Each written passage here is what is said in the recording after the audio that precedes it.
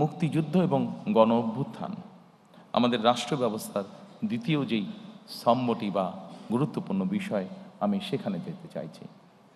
মুক্তিযুদ্ধ এবং গণ অভ্যুত্থান অত্যন্ত দুঃখজনক হলেও আমরা দেখেছি গত 16 বছর আমাদের জাতির যে গর্ব, যেটি নিয়ে আমরা যতদিন এই দেশটিকে থাকবে আমরা ততদিন যা নিয়ে গর্ব করব তা হচ্ছে আমাদের দেশের স্বাধীনতা বা মুক্তিযুদ্ধ। আমরা দেখেছি কিভাবে এই মুক্তিযুদ্ধটিকে একটি পরিবার বা একটি দলের সম্পত্তিতে পরিণত করার চেষ্টা করা হয়েছে।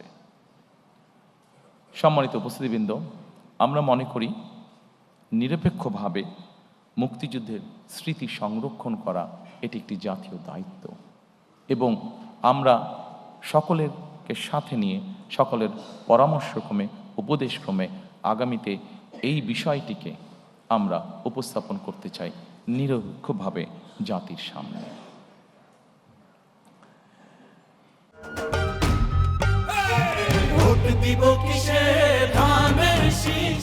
এরপরে আরেকটি গুরুত্বপূর্ণ বিষয়ের দিকে আমরা নজর দিতে চাই। গণ অভ্যুত্থানের শহীদ পরিবার ও যোদ্ধাদের কল্যাণার্থে আমরা এর ভিতরেই এটি বলেছি যে মুক্তিযোদ্ধা মন্ত্রণালয়ের মধ্যে আমরা একটি ডিপার্টমেন্ট তৈরি করতে চাই, যেটির কাজ হবে 2024 সালে যে গণ অভ্যুত্থান হয়েছে এবং বিগত 16 বছর ধরে গণতন্ত্র পুনরুদ্ধারের আন্দোলনে বহু মানুষ যারা খুন গুম শিকার হয়েছেন, যারা বিভিন্নভাবে নির্যাতিত হয়েছেন, এই মানুষগুলোকে আমরা কিভাবে সহযোগিতা করতে পারি, কিভাবে এদের পাশে দাঁড়ানো যায়, সেই ব্যাপারে আমাদের একটি পরিকল্পনা রয়েছে আলাদা একটি ডিপার্টমেন্ট তৈরি করার মাধ্যমে। সম্মানিত উপস্থিতিবৃন্দ, আন্দোলনের সময় যারা শহীদ হয়েছেন আমাদের একটি পরিকল্পনা রয়েছে, সেই শহীদরা তাদের বিভিন্ন এলাকা আছে, যারা যেই এলাকার স্বাভাবিকভাবে দেশ সামনের দিকে এগিয়ে নিয়ে যাবে। মানুষের প্রয়োজনে আমরা হাসপাতাল তৈরি করব, দেশের ভবিষ্যৎ প্রজন্মদের শিক্ষার জন্য আমরা শিক্ষা প্রতিষ্ঠান তৈরি করব ইনশাআল্লাহ। আমরা মানুষের যোগাযোগ ব্যবস্থা উন্নয়নের জন্য আমরা যোগাযোগ ব্যবস্থাকে উন্নয়ন করব, ব্রিজ, রাস্তাঘাট, বড় রাস্তাঘাট নির্মাণের মাধ্যমে।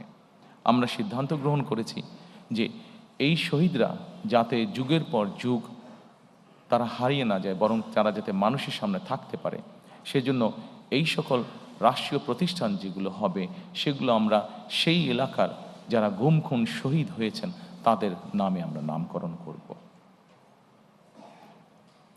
সম্মানিত উপস্থিতিবৃন্দ, বাংলাদেশ জাতীয়তাবাদী দল বিএনপি একমাত্র একটি দল যারা 1971 এবং 24-90 দেশের স্বাধীনতা, দেশের গণ অভ্যুত্থান, দেশের গণতন্ত্রের পুনরুদ্ধারের আন্দোলন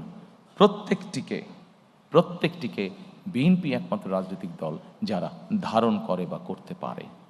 সম্মানিত উপস্থিতিবৃন্দ, গণ অভ্যুত্থান ও ফ্যাসিবাদী আন্দোলনে শহীদদের অবশ্যই সার্বিক সহায়তা প্রদান আমাদের অন্যতম লক্ষ্য, যা এরই ভিতরে আমি আপনাদের সামনে উপস্থাপন করেছি।